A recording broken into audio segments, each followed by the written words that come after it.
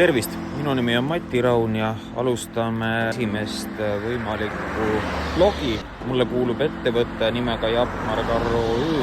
Oleme täna siin Essenis. Oleme 15 aastat turul tegutsenud ettevõtte, kelle põhitegevuseks on premium-klassi sõidukite tarne Euroopast. Üldjuhul siis ikkagi rohkem Saksamaa, Holland, Belgia.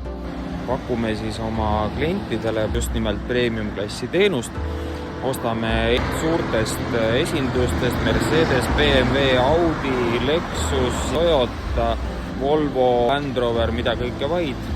Ainult garantiiga või siis kindla taustaga autosid. Kordan siis, et olen Essenis Mercedes-Benzi esinduses ja proovin teha siis natukene võib-olla kohmakas olen, aga proovin teha siiski oma esimest postitust või videot. Oleme siis hetk tagasi ostnud kliendile Mercedes-Benz CLE Coupé AMG 2024 aasta november läbisõiduga 9300 kilomeetrit. Autol on tehase garantii ja lisaks on 24 kuud Junge Sterne garantii. See tähendab siis Mercedes-Benzi kasutatud auto lisagarantii. Oleme auto üle vaadanud, kõikidele sõidukitele teostame koha peal kontrolli ja vaatame kõikidel autodel, kontrollime üle dokumentatsiooni, kontrollime seisukorra, kõikvõimalikud vigastused, rehvide seisukorrad, võtmete olemasolud. Ja alles peale seda, kui veendunud, et kõik vastab tõele, alles peale seda ostame sõiduki välja. Loomulikult kõigest võimalikust, kas siis mõnest kriipsust.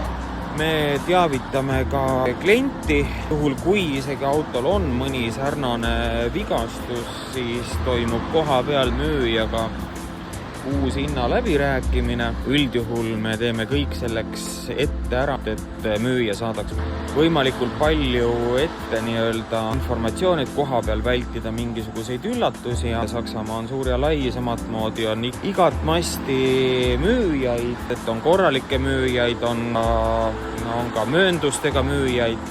Antud esinduses on praegult koha peal 650 Mercedes-Benzi siis kasutatud autot ja oleme auto üle vaadanud. Autol kõik on nii, nagu on lubatud. Ühel esiväljel on väikene küünemusta suurune selle poleeritud välje vigastus, aga see on ripeeritav, saab väikeste kuludega ära likvideerida. Oleme teavitanud sellest kõigest klienti, oleme teinud WhatsAppi video, mõõdame koha peal värvikihi paksused, et oleks kõik selge, et kas autol on olnud avariid, kas autol on olnud mingisuguseid värvikahjustusi, kas autot on kuskilt juba värvitud. Lisaks on siis meil premium-klassi teenuse all on see, et kui nüüd tavapäraselt järgneb see, et see auto pannakse treileri peale ja see jõuab koju nädala, pooleteise või jumal teab äkki veel